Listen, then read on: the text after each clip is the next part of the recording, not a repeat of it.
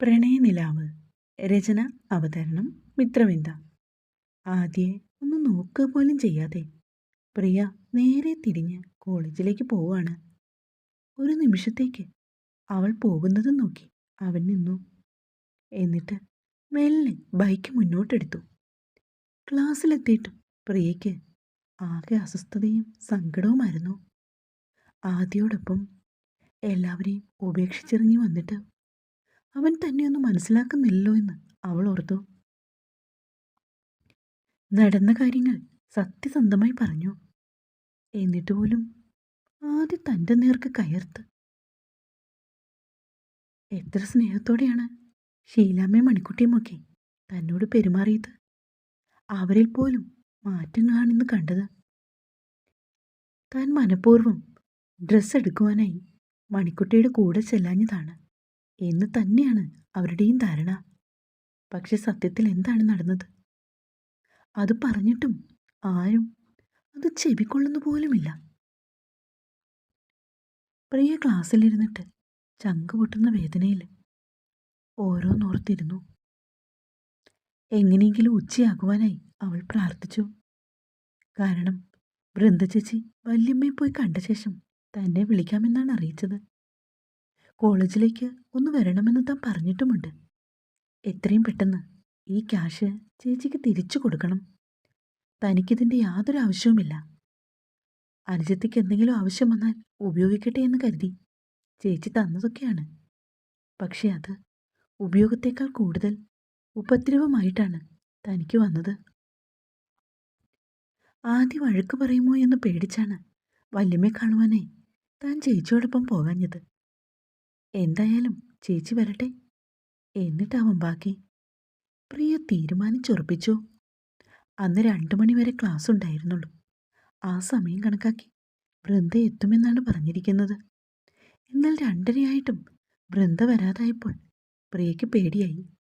ചേച്ചിയുടെ ഫോണിലേക്ക് 2-3 തവണ വിളിച്ചിട്ടും റിപ്ലൈ ഒന്നും കിട്ടിയതുമില്ല. കോളേജിൽ ഏകദേശം കുട്ടികളെല്ലാവരും പോയി കഴിഞ്ഞിട്ടും പ്രിയ ആ ബസ് സ്റ്റോപ്പിൽ അങ്ങനെ നിൽക്കുകയാണ്. ചേച്ചിക്ക് എന്തെങ്കിലും ക്ഷീണം പറ്റിയോ എന്നാണ് പ്രിയയുടെ പേടി. ഒടുവിൽ അവൾ തൻ്റെ വീടിൻ്റെ അടുത്തേക്കുള്ള ബസ് വരുന്ന സമയമായപ്പോൾ അതിലേക്ക് കയറുവാനായി തുടങ്ങി.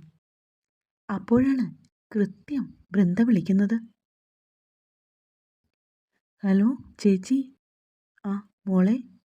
വൃന്ദയുടെ ക്ഷീണിച്ച് തളർന്ന ശബ്ദം പ്രിയയുടെ കാതിൽ പതിഞ്ഞു. ചേച്ചി എവിടാ? ചേച്ചിക്ക് എന്തു പറ്റി? എനിക്കാകെ ക്ഷീണമാണ് പോൾ. വല്യമ്മയെ കാണുവാനായി പാതി വഴി പോയുള്ളൂ. അപ്പോഴേക്കും എനിക്ക് ഛർദിയും തളർച്ചയും ഒക്കെ വന്നു. കണ്ണേട്ടൻ ഇന്ന് അത്യാവശ്യമായിട്ട് ആരെ കാണുവാനായി വന്നതുകൊണ്ട് അമ്മയെ അടുത്തിരുത്തിയിട്ടാണ് പോയത്. ചേച്ചി അപ്പോൾ ഹോസ്പിറ്റലിലാണോ? അല്ല മോളെ, ഞാനിപ്പോൾ നമ്മുടെ വീട്ടിലുണ്ട്. മോളെന്തിനാ ചേച്ചി അത്യാവശ്യമായി കാണണമെന്ന് പറഞ്ഞേ? അത് പിന്നെ ഒന്നുമില്ല, ഞാൻ വിളിക്കാം. മോൾ ഇങ്ങോട്ട് വാ. 3 മണിയാകുമ്പോഴേക്കും നിനക്കിവിടെ എത്താമല്ലോ. 1 മണിക്കൂർ ഇരുന്നിട്ട് പെട്ടെന്ന് തിരിച്ചു പോകാം. വേണ്ട ചേച്ചി, ഞാൻ അങ്ങോട്ട് വന്നാൽ ശരിയാകത്തില്ല. ഇവിടെ ഇപ്പം ഞാനും അമ്മയും മാത്രമേ ഉള്ളൂ. മോള് വാ. അച്ഛൻ ഇവിടെ പോയി? അച്ഛൻ മരിച്ച വീട്ടിലാ. ഇനി വരുമ്പോൾ രാത്രിയാവും. കണ്ണേട്ടൻ 7:30 ആകുമ്പോഴേക്കും എത്താമെന്നാ പറഞ്ഞേ. എന്നിട്ട് ഞാനും അമ്മയും കൂടി കണ്ണേട്ടൻ്റെ വീട്ടിലേക്ക് പോകും. അച്ഛൻ ഇല്ലെന്ന് കേട്ടതും പ്രിയയ്ക്ക് വീട്ടിലേക്ക് പോകണമെന്നൊരു ആഗ്രഹം തോന്നി. മറ്റൊന്നും കൊണ്ടല്ല, ഈ പണം ഇത് കയ്യിലിരിക്കും തോറും തനിക്കൊരു ബാധ്യതയാണ്. ചേച്ചിയെ ഏൽപ്പിച്ചു കഴിഞ്ഞാൽ പിന്നെ സമാധാനമായി. അച്ഛൻ ഉണ്ടെങ്കിൽ ശരിയാവില്ലെന്ന് അവൾക്കറിയാൻ താനും. ഈ സമയത്ത് വൃന്ദ അമ്മയോട് പ്രിയയെ ഒന്ന് വിളിച്ച് വീട്ടിലേക്ക് വരാൻ പറയാൻ കുറേ തവണ കെഞ്ചി നോക്കി. എന്നാൽ സുമിത്ര തയ്യാറായില്ല. നമ്മളെ എല്ലാവരെയും ഇട്ടിട്ട് ഇവിടെ നിന്ന് ഇറങ്ങിപ്പോയവളല്ലേ. ഇനി എന്തിനാ അവൾ ഇങ്ങോട്ട് കെട്ടിയെടുത്ത് വരുന്നത്? അവളുടെ പ്രിയപ്പെട്ടവൻ്റെ കൂടെയുള്ള പൊറുതി അതങ്ങ് പുറത്തോട്ടെ അവള്. ഇതായിരുന്നു അവരുടെ നിലപാട്. അവൾ അവൻ്റെ കൂടെ പുറത്തോളും. അതോർത്ത് അമ്മയൊന്നും വിഷമിക്കണ്ട. ഞാനിപ്പോൾ പറഞ്ഞതേ പ്രിയമോളെ ഈ വീട്ടിലേക്ക് കുറച്ചു നേരത്തേക്കൊന്ന് ക്ഷണിക്കാനല്ലേ. കുറച്ചു നേരത്തേക്കൊന്നും അവളിങ്ങോട്ട് വരേണ്ട കാര്യമില്ല. നീ നിന്റെ പാട് നോക്ക് പെണ്ണേ. അച്ഛനെങ്ങാനും വന്നിട്ടുണ്ടെങ്കിൽ പിന്നെ അത് മതി. ഇവിടെ ഭൂകമ്പം ഉണ്ടാകും. അച്ഛനിവിടെ ഇല്ലല്ലോ, പിന്നെന്താ? എപ്പോൾ വരുമെന്ന് ആർക്കറിയാം? അമ്മേ, അടക്കമൊക്കെ കഴിഞ്ഞിട്ട് അച്ഛൻ മടങ്ങിയെത്തുമ്പോൾ രാത്രിയാവും. അതുകൊണ്ടല്ലേ ഞാൻ പ്രിയമോളോട് വരാൻ പറഞ്ഞത്. എനിക്കറിയത്തില്ല, നീ നിന്റെ സ്വന്തം ഇഷ്ടപ്രകാരം ഓരോന്ന് കാട്ടിക്കൂട്ടിയിട്ട് ഇവിടെ വെറുതെ പ്രശ്നം ഉണ്ടാക്കരുത്. ഈ നാട്ടുകാരും കുടുംബക്കാരും ഒക്കെ കണ്ടതാ അവൾ അവൻ്റെ കൂടെ ഇറങ്ങിപ്പോന്നത്. എന്നിട്ട് എന്തിനാ ഇനി ഇങ്ങോട്ട് കെട്ടി എഴുന്നള്ളിക്കുന്നത്? അതൊന്നും അറിയില്ല. അവക്ക് എന്നെ ഒന്ന് കാണണമെന്ന് പറഞ്ഞു. നിന്നെ കാണണമെങ്കിൽ നിന്റെ വീട്ടിലോട്ട് വന്നാൽ മതി. അമ്മ എന്തൊരു ദുഷ്ടയായ സ്ത്രീയാ. അതേടി, അമ്മ ദുഷ്ടയാ. വളർത്തി വലുതാക്കി ഇത്രയൊക്കെ ആക്കി കഴിഞ്ഞിട്ട് സ്വന്തം മാതാപിതാക്കളെ വലിച്ചെറിഞ്ഞ് അവൾ ഇന്നലെ കണ്ടവൻ്റെ കൂടെ ഇറങ്ങിപ്പോയില്ലേ. കരഞ്ഞ് കാല് പിടിച്ചു പറഞ്ഞവളോട് പോകരുതെന്ന്. കേട്ടില്ല. പതുങ്ങിയിരുന്നിട്ട് അവളൊരൊറ്റ പോക്ക് പോയി. കാണാടി, അവളോട് സമാധാനത്തോടെ സന്തോഷത്തോടെ ജീവിക്കുന്നത് നമുക്കൊന്ന് കാണാം. അമ്മയൊന്ന് നിർത്തുന്നുണ്ടോ? വൃന്ദ ഒച്ച വെച്ചതും സുമിത്ര പിന്നീട് ഒന്നും പറയാതെ അടുക്കളയിലേക്ക് പോയി. പ്രിയയുടെ അവസ്ഥയും മറിച്ചായിരുന്നില്ല. എല്ലാം ഉപേക്ഷിച്ച് എല്ലാവരെയും വലിച്ചെറിഞ്ഞ് ആദിയോടൊപ്പം പോയതാണ്. ഇനി ആ വീട്ടിലേക്ക് കാല് കുത്തരുതെന്ന് അച്ഛനും അമ്മയും പറഞ്ഞാണ് വിട്ടത്. തിരികെ അവിടേക്ക് മടങ്ങിച്ചെന്നാൽ അമ്മ ഏത് രീതിയിൽ പ്രതികരിക്കുമെന്ന് തനിക്കറിയില്ല.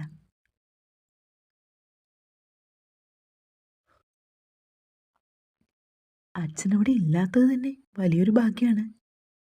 പിന്നെയും അവൾ ചിന്തിച്ചത് ഈ പണം വൃന്ദയ്ക്ക് തിരികെ കൊടുക്കണമെന്ന് തന്നെയാണ്. കണ്ണേട്ടൻ്റെ വീട്ടിൽ കൊണ്ടുപോയി കൊടുക്കുന്നതിലും നല്ലത് ഇതാണെന്നും പാവം പ്രിയ ഒരു നിമിഷം ചിന്തിച്ചു. ഒടുവിൽ താൻ വീട്ടിലേക്ക് കയറി ചെല്ലുന്നില്ലെന്നും ആ വാതിക നിന്നുകൊണ്ട് ചേച്ചിയെ വിളിക്കാമെന്നുമൊക്കെ അവൾ കരുതി. എത്രയും പെട്ടെന്ന് ചെന്നിട്ട് പണം തിരികെ കൊടുക്കണം. ആദ്യോട് ഇനി ആ വീട്ടിലേക്ക് വരുന്നില്ലെന്നൊക്കെ പറഞ്ഞതാണ്. പക്ഷെ തനിക്ക് പോകാൻ മറ്റൊരിടമില്ലെന്നും അവൾക്കറിയാം. ബസ്സിലിരിക്കുമ്പോഴൊക്കെ പല പല ചിന്തകളാണ്. 4-5 മാസങ്ങൾക്ക് ശേഷം പ്രിയ വീണ്ടും തൻ്റെ ബസ് സ്റ്റോപ്പിൽ വന്നിറങ്ങി. അവളെ ആദ്യം കണ്ടത് ചായക്കട നടത്തുന്ന രാഘവേട്ടനാണ്. അയാളെ നോക്കി ഒന്ന് പുഞ്ചിരിച്ചു. ചെറിയ മഴച്ചാറ്റൽ പോലെയുണ്ട്. അതുകൊണ്ട് അവൾ വേഗത്തിൽ വീട്ടിലേക്ക് നടന്നു. കൃത്യമാ സമയത്ത് അടുത്ത വണ്ടിയിൽ സുരേഷും അതേ സ്റ്റോപ്പിൽ വന്നിറങ്ങി. ഒരു ചായ കുടിക്കാമെന്ന് കരുതി അയാൾ നേരെ രാഘവേട്ടൻ്റെ ചായക്കടയിലേക്ക് ചെന്നു. പ്രിയമോളങ്ങടെ പോയതേ ഉള്ളൂല്ലോ, നീ കണ്ടില്ലടാ? രാഘവേട്ടൻ സുരേഷിനെ നോക്കി ചോദിച്ചു. പ്രിയയോ അതോ വൃന്ദമോളോ? പ്രിയ, ദേ ഒരു 10 മിനിറ്റ് ആയുള്ളൂ. അത് കേട്ടതും സുരേഷ് ചാടി എഴുന്നേറ്റു.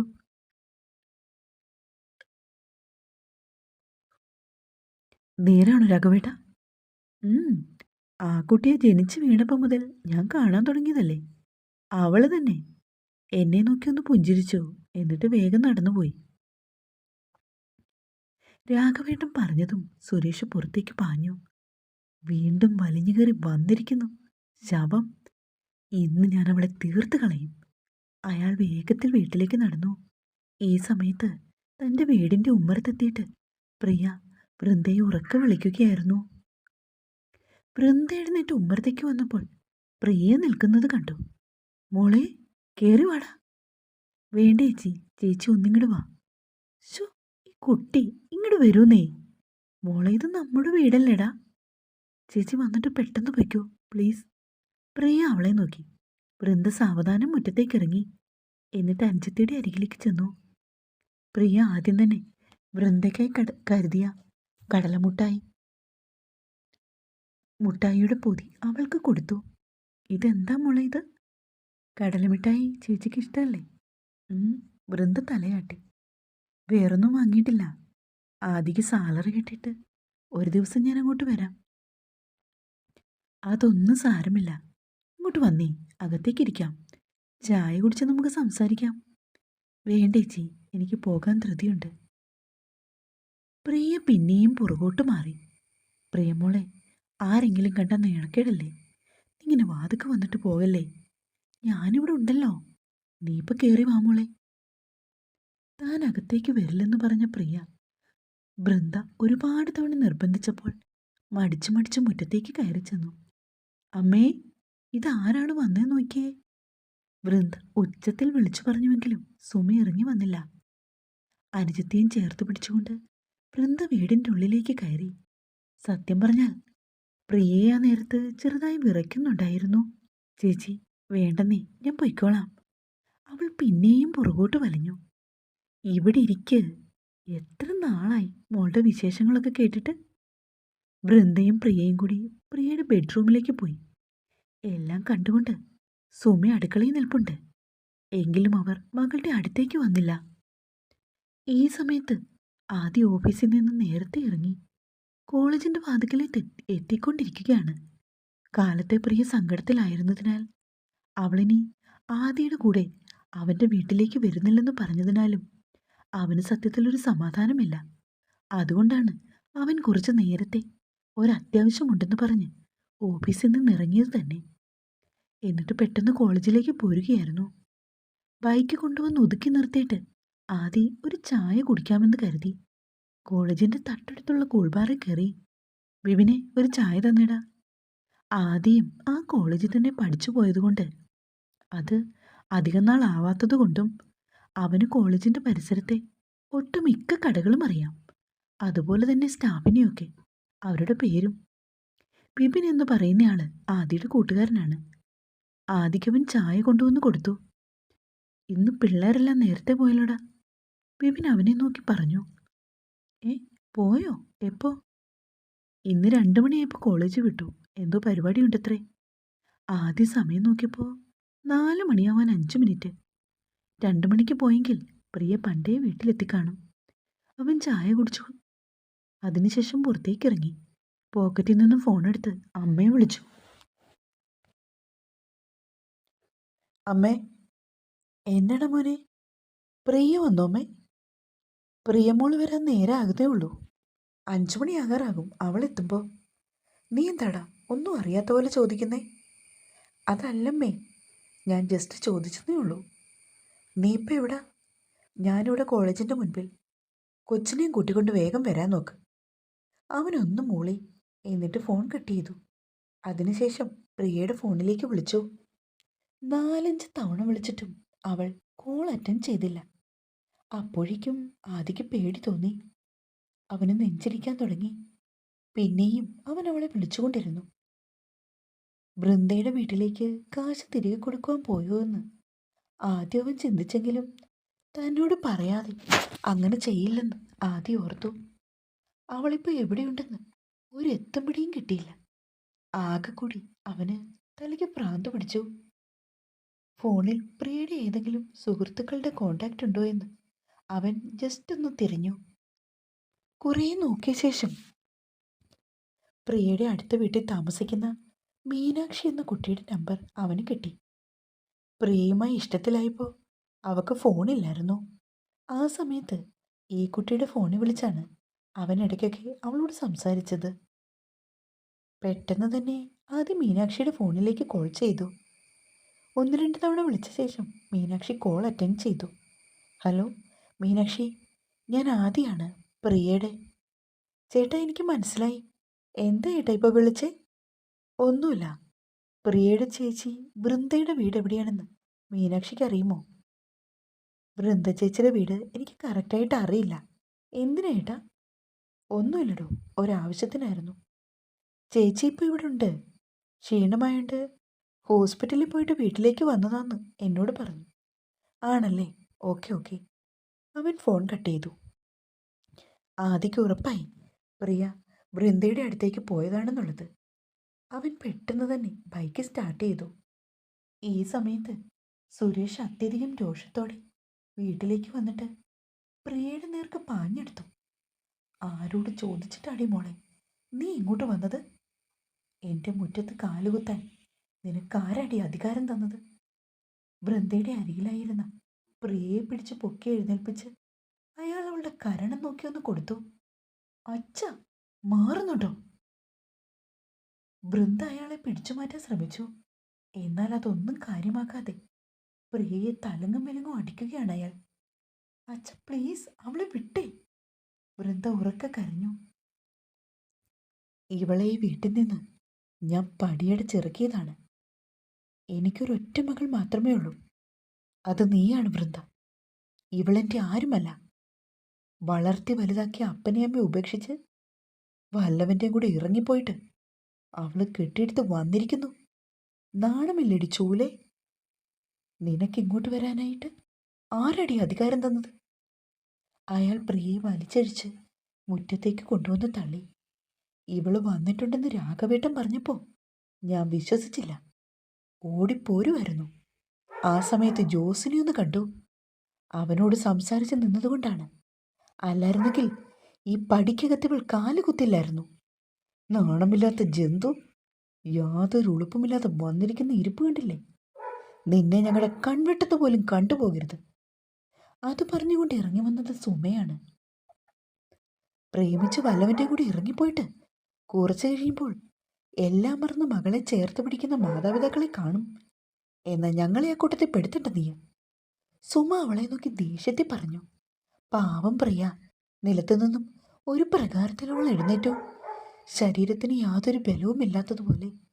അച്ഛൻ്റെ തഴമ്പിച്ച കൈകൊണ്ട് ആദ്യത്തെ അടി കിട്ടിയപ്പോൾ തന്നെ അവളുടെ തല കറങ്ങിപ്പോയിരുന്നു. പിന്നെയും അയാൾ തലങ്ങും വിലങ്ങും അടിച്ചപ്പോൾ അവൾക്കൊന്നിനും ശേഷി ഉണ്ടായിരുന്നില്ല. ഒരു പ്രകാരത്തിൽ അവൾ ബാഗ് കയ്യിലേക്കെടുത്തു. എന്നിട്ട് ചേച്ചിയെ നോക്കി. തലേദിവസം വൃന്ദ കൊടുത്തിട്ട് പോയ കാശ് കയ്യിലേക്കെടുത്തു. ആ സമയത്താണ് ആദിയുടെ ബൈക്ക് വല്ലാത്തൊരു ഇരമ്പലോട് കൂടി ആ മുറ്റത്ത് വന്ന് നിന്നത്. തുടരും.